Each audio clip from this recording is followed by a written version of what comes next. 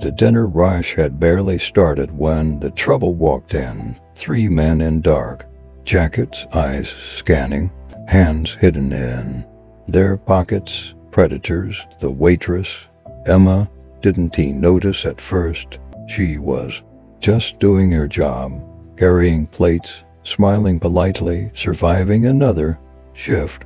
But he noticed at the corner table the Mafia boss, known on the streets as Salvatore Kane, watched the men follow her with their eyes, their whispers, their smirks, the way they tracked her every step like she was already theirs.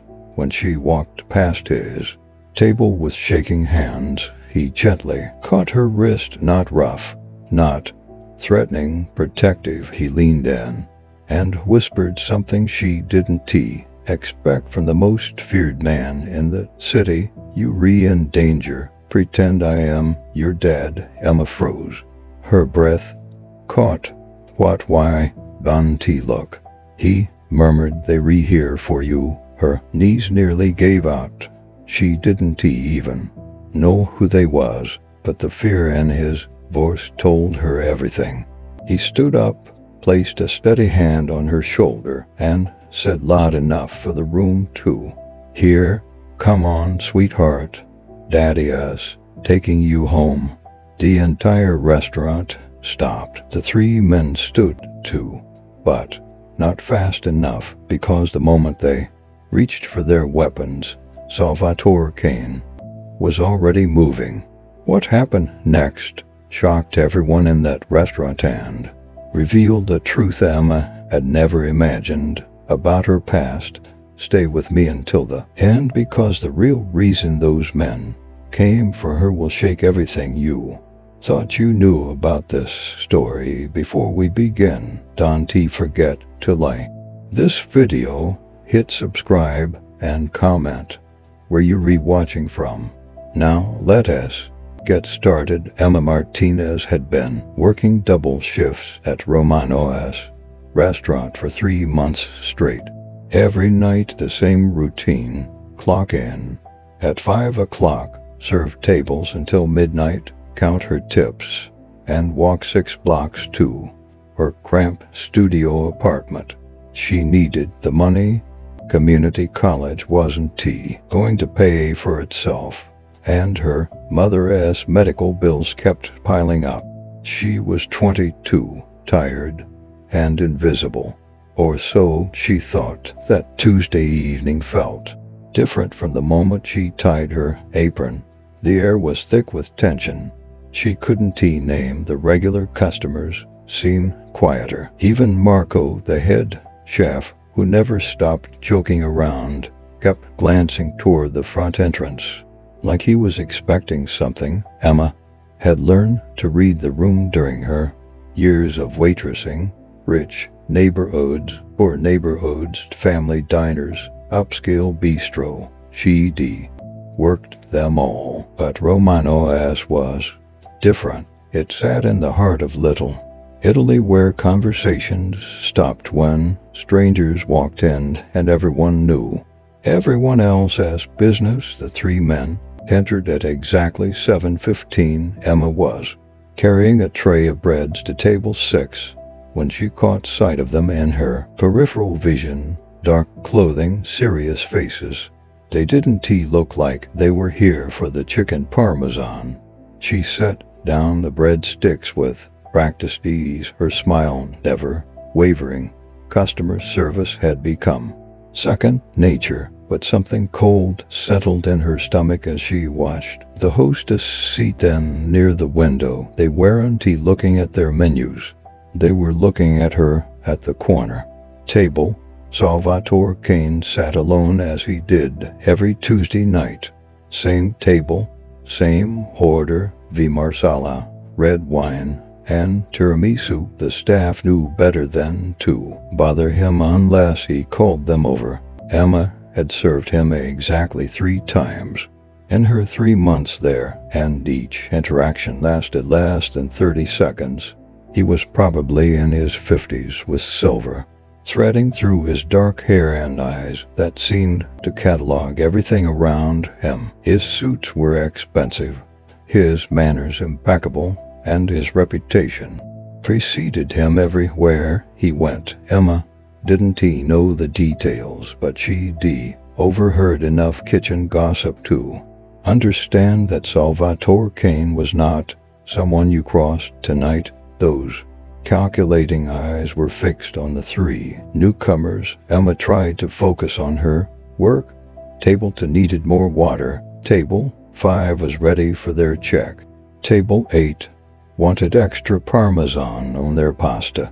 Normal things, routine things, but every time she moved through the dining room, she felt those 3 pairs of eyes tracking her movements. When she approached their table with menus and water glasses, the tallest one smiled. It wasn't a friendly smile. "Emma Martinez," he said, reading her name tag slowly. "Pretty name for a pretty girl." Her hand trembled slightly as she set down the glasses. "Thank you. Can I start you gentlemen with some appetizers tonight?" "Actually," the second man said, leaning forward, "we were hoping you could help us with something else." Emma's throat tightened. "I am sorry, but I am just here to take your order." The third man, who had been silent until now, reached into his jacket. Emma's breath caught, but he only pulled out a photograph, a small, grainy image that he slid across the table toward her. "Do you recognize this woman?" Emma glanced down, and her world tilted. The photograph showed a woman with dark hair and familiar eyes, her mother, but younger, much younger, standing next to a man Emma had never seen before. "I don't understand," Emma whispered. "Your mother never told you about her first husband?" The tall man asked. "About the family she left behind in Chicago." Emma's legs felt weak. Her mother had always been vague about her past, changing the subject whenever Emma asked about her father or their family history. She assumed it was too painful to discuss. "I think you have me confused with someone else," Emma managed. The men exchanged looks. "No confusion here, sweetheart. You exactly who we looking for." That ass. When she felt the gentle but firm grip on her wrist, Salvatore Kane had moved so quietly she hadn't heard him approach. His presence behind her felt like a shield. "You in danger," he whispered, his voice carrying an authority that made her believe him instantly. "Pretend I am your dad." Emma's mind raced. Danger? From what?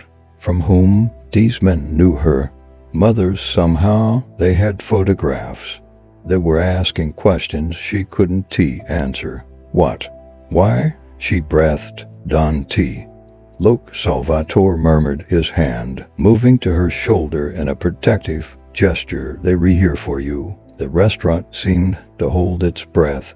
Other diners had noticed the tension at the table by the window. Conversations died. Forks stopped clinking against plates. Even the kitchen nose seemed muted. Emma realized that everyone in Romano's knew exactly who Salvatore Kane was, and now he was protecting her. "Come on, sweetheart," he said, his voice carrying across the suddenly silent dining room. "Daddy is taking you home." The performance was flawless to anyone watching. It looked like an overprotective father collecting his daughter from work, but Emma could feel the cold tension in his muscles. See the way his free hand remained near his jacket. The 3 men rose from their seats, their movement synchronized and predatory. The tall one's smile had vanished. "Now wait just a minute." He never finished the sentence. Salvatore Kane moved with the precision of someone who had survived decades in a world where hesitation meant death. His hand emerged from his jacket, holding something that made the 3 men freeze. Instantly, what Salvatore pulled from his jacket wasn't a gun, it was a phone. But the way he held it, the authority in his voice when he spoke, made it deadlier than any weapon. "Vincent," he said into the device, his eyes never leaving the three men, Romanos. Now, within seconds, the restaurant's atmosphere shifted. The kitchen staff emerged from the back. The busboys stopped clearing tables. Even elderly Mrs. Romano peered from behind the register.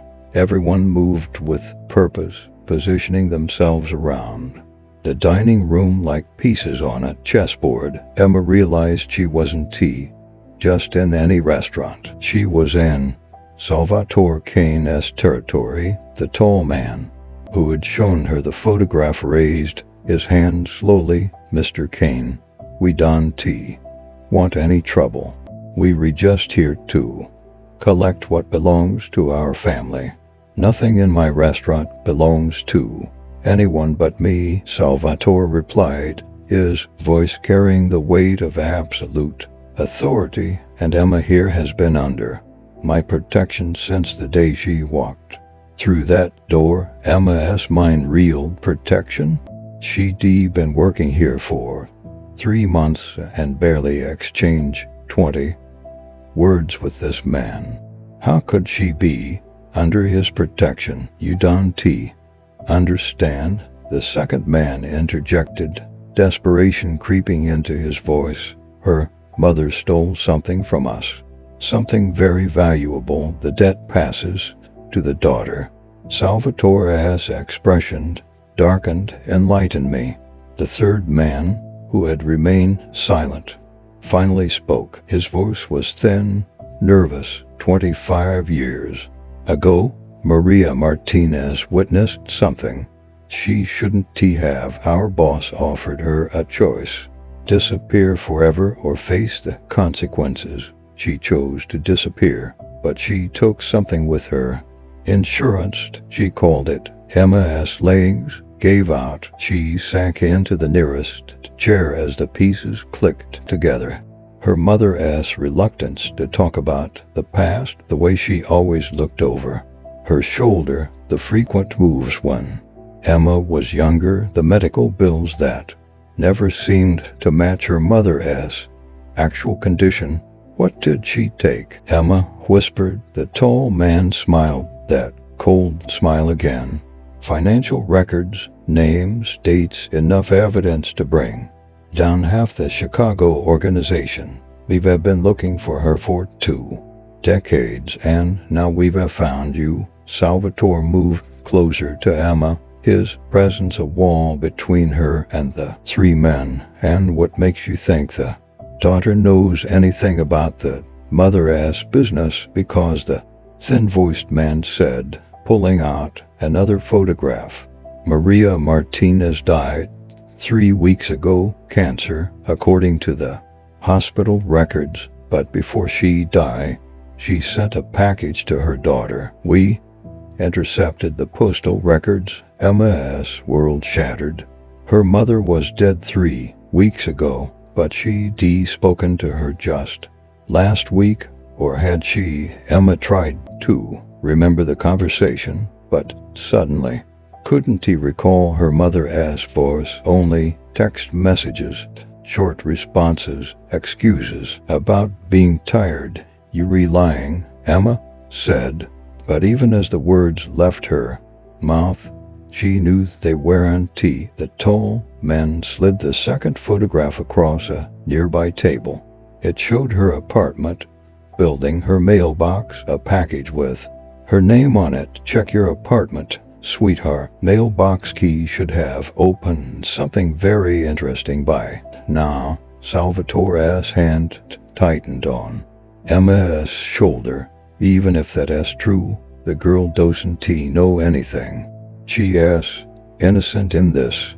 Innocent or not," the second man said, standing slowly. "She's the only link we have to those records, and our employer is very motivated to retrieve his property." The restaurant door chimed as 3 more men entered.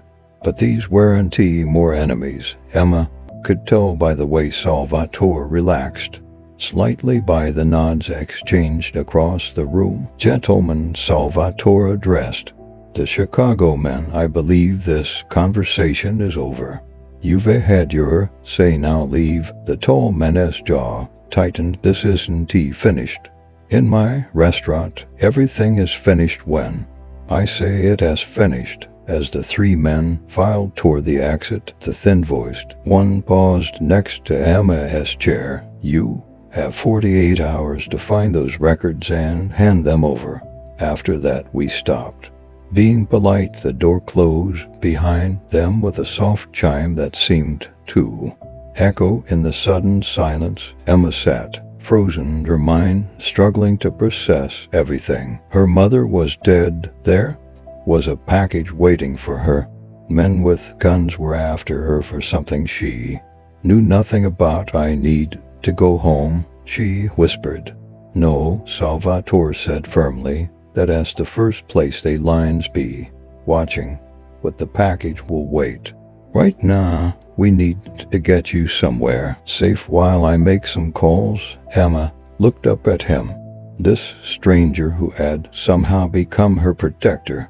"Why are you helping me?" Salvatore's expression softened slightly. "Because 25 years ago, a young woman named Maria Martinez saved my life. She was working as a bookkeeper for a Chicago family, and she warned me about a hit they'd put out on me. I escaped because of her courage." The room seemed to spin around Emma. "My mother saved you. She did more than that. She gave me the information I needed to protect myself and my family. I've been looking for her ever since to repay that debt. When you walked into my restaurant 3 months ago, I recognized those eyes immediately." Emma's hands trembled as she reached for her water glass. "She never told me any of this. She was protecting you, just like she protected me all those years ago." One of Salvatore's men approached the table. "Boss, we've got cars positioned outside. 3 black sedans, Chicago plates." Salvatore nodded grimly. "They re not wasting time." He turned back to Emma. "We need to move now. Where are we going?" "Somewhere they can follow. Somewhere I can figure out exactly what your mother left you and how we're going to keep you alive long enough to decide what to do with it." Emma stood on shaking legs. "What if I don't want whatever she left me? What if I just want to go back to serving tables and going to school?" Salvatore's expression was kind but realistic. "Sweetheart, the moment those men walked into this restaurant, your old life ended. But don't worry, I promised your mother I'd protect her family if anything ever happened to her, and I always keep my promises." As they moved toward the restaurant's back exit, Emma caught glimpses of the controlled chaos around them. Staff members were making phone calls, moving with military precision. Customers were being quietly ushered out through the front entrance. This wasn't just a restaurant, it was headquarters, and she was now at the center of a war she never knew existed. The alley behind Romano's was dark, but Emma could make out 2 black cars waiting with engines running. Salvatore guided her toward the closer one, his men forming a protective circle around them. "Get in," he said, opening the rear door. Emma hesitated. Once she got in that car, there would be no going back to her simple life of college classes and double shifts. But looking at Salvatore's face, she realized that life was already gone. As the car pulled away from Romano's, Emma watched the familiar streets of her neighborhood disappear into the darkness. Somewhere out there, 3 men were planning their next move somewhere in her apartment, a package, weighted with secrets that had gotten her mother killed, and somewhere in this dangerous new world, she would have to find the strength to survive what was coming next. The real question wasn't whether she could handle the truth about her mother as past. The question was whether that truth would be enough to keep them both alive. Both alive. The safe house sat on the outskirts of the city, hidden behind overgrown hedges and rusted gates that had seen better decades. Emma pressed her face against the car window, watching shadows dance between street lights as they wound through neighborhoods she'd never seen before. "Where exactly are we going?" she asked, her voice barely above a whisper. Salvatore glanced at her through the rear-view mirror. "Somewhere those Chicago boys want to think to look. An old friend owes me a favor." The car turned down a gravel driveway that crunched under the tires like broken glass. Emma's stomach twisted with each bump and turn. 3 hours ago, her biggest concern was whether Table 12 wanted extra cheese on their lasagna. Now she was fleeing through the night with a man whose reputation preceded him into every room. The house that emerged from the darkness looked abandoned, paint peeled from its wooden siding, and several windows were boarded up with plywood. But Emma noticed the small details that suggested otherwise: fresh tire tracks in the mud, a faint glow from behind blackout curtains, the subtle hum of a generator running somewhere behind the structure. "Home sweet home," Salvatore muttered, parking beside a shed that had seen better years. 2 men emerged from the shadows. As they stepped out of the car, Emma recognized the synchronized movement, the way their eyes swept the surrounding area before focusing on their arrivals. These weren't casual friends helping out. These were professionals. Boss, the taller one, nodded to Salvatore. "Everything is secure. No movement on the perimeter since we arrived. Good. Any word from Marco about the restaurant?" "All clear. The Chicago team left about an hour after you did, but they lines be back." Emma followed them up creaking wooden steps to a front door that opened before they reached it. The woman who greeted them looked like she could be someone's grandmother, complete with silver hair pinned back in a neat bun and flour dusting her apron. But her eyes held the same alertness Emma had noticed in Salvatore's man. "You must be Maria's daughter," the woman said, her voice carrying a slight accent Emma couldn't place. "I am Rosa. Your mother was a dear friend of mine." Emma's throat tightened. "You knew my mother, knew her child?" "I helped her disappear 25 years ago." The interior of the house contradicted its exterior completely, while the outside screamed abandonment. The inside revealed comfortable furniture, modern electronics, and the warm smell of something delicious cooking in the kitchen. Emma realized this wasn't just a safe house. It was a home disguised as a ruin. "Sit," Rosa commanded, gesturing toward a worn leather couch. "You look like you haven't eaten in hours." Emma sank into the cushions, suddenly aware of how exhausted she felt. The adrenaline that had carried her through the evening was fading, leaving behind a bone-deep weariness that made her limbs feel heavy.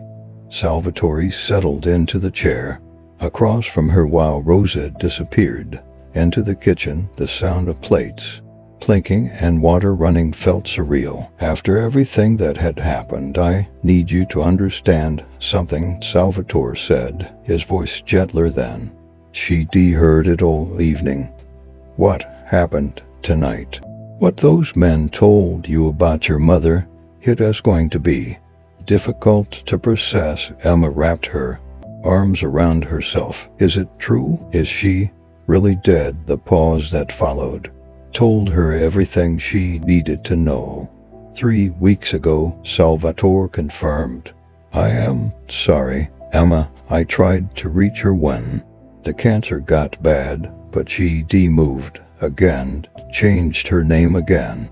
She was always running tears Emma had been holding back since the restaurant finally spilled over. Why didn't she tell me? Why didn't anyone tell me? Because she was trying to protect you from exactly what happened tonight. Rosa returned carrying a tray loaded with sandwiches, soup, and steaming coffee. She set it on the coffee table between them and took a seat on the couch beside Emma. Your mother came to me pregnant and terrified, Rosa said, handing Emma a cup of coffee. She witnessed something that put her life in danger, but she was more worried about you than herself. Emma cupped the warm mug in her hands, letting the heat seep into her fingers. What did she see? Salvatore and Rosa exchanged a look. Emma was getting tired of adults communicating over her head, making decisions about what she could and couldn't handle. A murder, Salvatore said finally. She was working late at the accounting firm, trying to finish the books for one of Chicago's most powerful families. She heard voices in the next room, looked through the door, and saw something that would have sent half the organization to prison. But instead of going to the police, Rosa continued, she did something smarter. She copied the financial records that proved the murder was connected to years of money laundering, racketeering, and worse. Emma sat down her coffee with shaking hands. So she blackmailed them.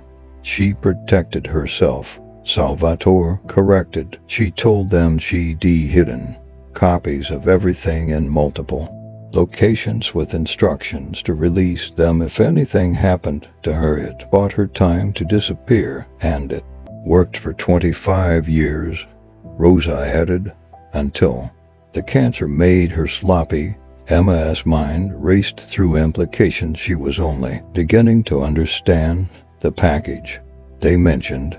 She really sent me something. Salvatore nodded grimly.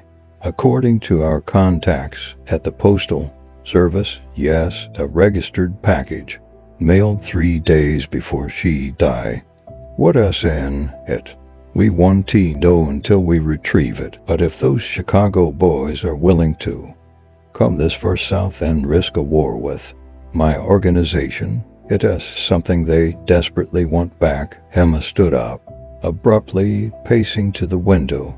Through a gap in the curtains, she could see Salvatore's men positioned around the property, shadows with purpose, watching for threats she couldn't even imagine. I can't do this, she whispered. I am not cut out for this kind of life. I serve coffee and take orders. I study business management at community college. I don't know anything about money laundering or murders or blackmail. Rosa's voice was gentle but firm. Your mother wasn't cut out for it either, but sometimes life doesn't ask what we prepared for. She spent 25 years looking over her shoulder, Emma said, turning back to face them, moving whenever she felt unsafe, lying about her past. Is that what you want from me? Salvatore leaned forward in his chair. I want you to have choices, but right now those men took your choices away the moment they walked into my restaurant. Emma sank back onto the couch, the weight of her situation settling around her like a heavy blanket. What happens if I just give them whatever she sent me? What if I hand it over and walk away? They kill you anyway, Rosa said matter-of-factly. You've seen their faces, you know they came looking You're a loose end, and if I don't give it to them, they keep coming until they get it, Salvatore replied, or until someone stops them permanently. The room fell silent except for the distant hum of the generator and the occasional creak of the old house settling. Emma stared into her coffee cup, watching steam rise and dissipate. Like the simple life she'd known just hours before. There's a third option, Salvatore said quietly. Emma looked up. What? We find out what's in that package together. We evaluate its contents, and we decide how to use it to end this once and for all. Use it how? Rosa smiled, and for the first time, Emma saw something dangerous flash behind her grandmother's eyes. Child, information is power. The right information in the right hands can bring down empires. Emma thought about her mother, young and pregnant and terrified, making impossible choices to protect a daughter she hadn't even met yet. She thought about 25 years of running, hiding, lying about the past. She thought about dying alone in a hospital room, sending one final package to the daughter she'd spent a lifetime trying to shield. If we do this, Emma said slowly, if we get the package and use whatever is in it, what happens to me afterwards? Salvatore's expression was honest. Even if it wasn't comforting, I don't know, but I promise you this, you won't face it alone. Outside, one of the guards spoke quietly into his radio. Emma couldn't make out the words, but she saw Salvatore's posture stiffen slightly. What is it? She asked. Probably nothing. My men are just being thorough. But Emma was learning to read the subtle signs, the way information passed between people in this world through glances and gestures. The guard's voice had carried urgency. Salvatore's casual dismissal felt forced. They found us, didn't they? Rosa was already moving toward the kitchen. Time to go, dear. Salvatore stood, his hand moving instinctively toward his jacket. Not found, but they were getting close. Emma's heart hammered against her ribs as she realized their sanctuary had been temporary at best. How did they track us so quickly? Because they were not just street thugs, Salvatore replied, ushering her toward the back of the house. They were professionals with resources and connections. Rosa appeared with a bag slung over her shoulder and car keys in her hand. There's another car in the back garage. We can be gone in 2 minutes. As they moved through the house, Emma caught glimpses of the coordinated evacuation happening around them. Salvatore's men were packing equipment, erasing evidence of their presence, preparing to vanish without a trace. Where do we go now? Emma asked. Salvatore paused at the back door, listening for sounds from outside. To get that package before they do. But my apartment will be watched. Not your apartment, he said, opening the door and scanning the darkness beyond. Your mother was smarter than that. She wouldn't have sent something that valuable to your home address. Emma stepped into the cool night air, her mind racing. Then where? Rosa's car was already running, hidden behind the garage with its lights off. As they approached, Emma could hear the distant sound of vehicles on the main road, multiple engines moving fast. Your workplace, Salvatore said, helping her into the passenger seat. She sent it to Romano's restaurant, addressed to you care of your employer. The pieces clicked together with terrifying clarity. Her mother had known exactly where Emma worked, had probably been watching from a distance, making sure her daughter was safe. even as her own health failed. "It has been sitting in the office this whole time," Emma whispered, "which means we need to get there before those Chicago boys figure out what your mother was really thinking." As Rose's car pulled away from the safe house, Emma watched the building disappear into the darkness behind them. Somewhere in that night, dangerous men were closing in on their location. Somewhere across the city, a package waited with secrets that had already cost her mother's life. And somewhere in the space between, Emma was discovering that survival meant embracing a strength she never knew she possessed. The drive back toward the city felt like moving toward the center of a storm. But for the first time since this nightmare began, Emma wasn't running away from her mother's past. She was running toward it.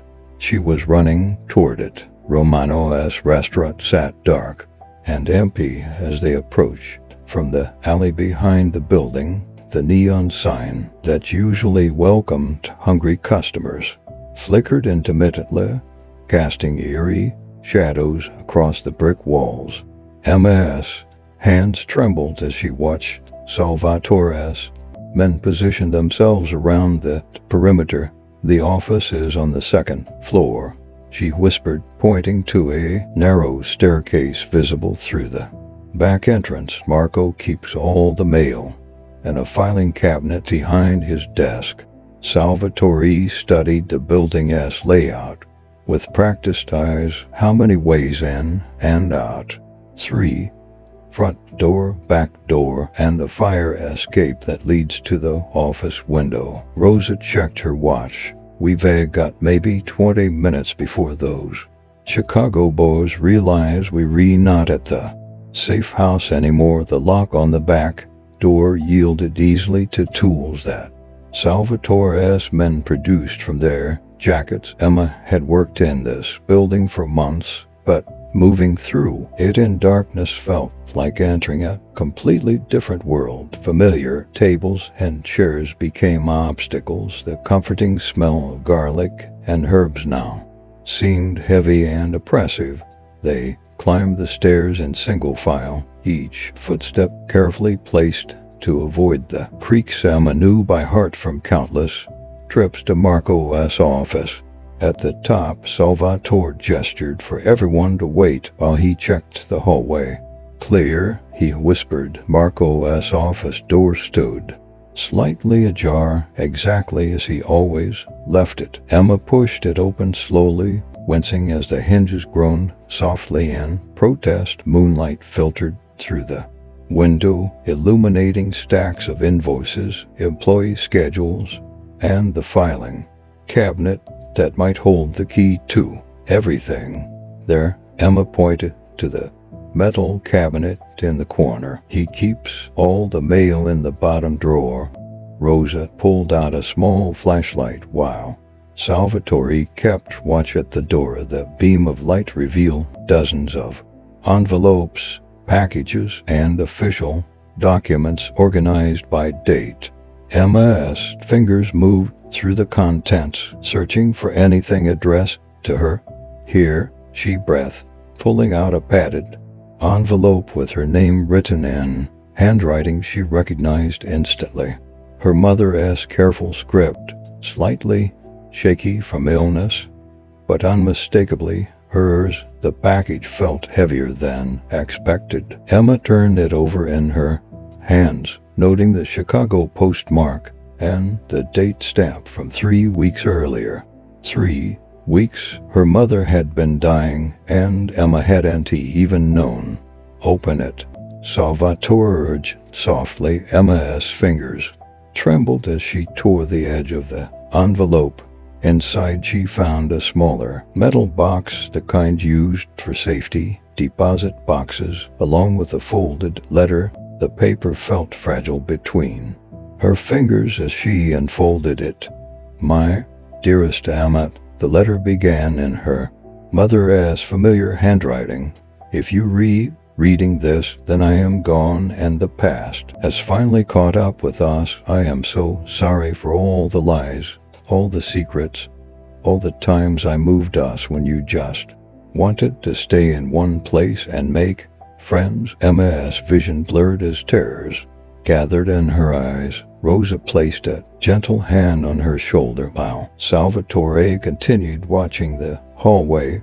Inside the box, you lines find everything I took from Chicago to 25 years ago: bank records, photographs, recorded conversations, and documents that prove multiple murders were ordered by the Torino family. I kept these not for revenge, but for protection. They were my insurance policy, my guarantee that you and I could live in peace. Emma clutched the metal box to her chest as sirens wailed in the distance. The evidence her mother had died protecting was finally in her hands. 25 years of running, hiding, and sacrifice had led to this moment. Salvatore helped her to her feet as his men signaled the uncle. From downstairs, the Chicago boys had been caught in a police trap 3 blocks away, thanks to an anonymous tip about suspicious activity near the restaurant. What happens now? Emma asked, looking at the box that contained enough evidence to destroy an entire crime family. Salvatore's weathered face softened into something resembling a smile. Now you choose. You can turn this over to the FBI and disappear into witness protection, or you can trust me to handle things the old-fashioned way. Emma thought about her mother's final letter, about the courage it had taken to steal these records while pregnant and terrified. She thought about the 22 years of normal life her mother's sacrifice had given her. I choose family, she said quietly. 6 months later, Emma stood in the same restaurant where her nightmare had begun, but now she wore a manager's badge instead of a waitress apron. The Chicago organization had crumbled under federal investigation, their leaders facing life sentences based on evidence that had been hidden for decades. Salvatore Kane still sat at his corner table every Tuesday night, but now he wasn't just a customer. He was the uncle she'd never known. She had the protector her mother had trusted with her daughter's future. Sometimes the most dangerous whisper in a crowded room isn't a threat. Sometimes it is a promise, and sometimes that promise changes.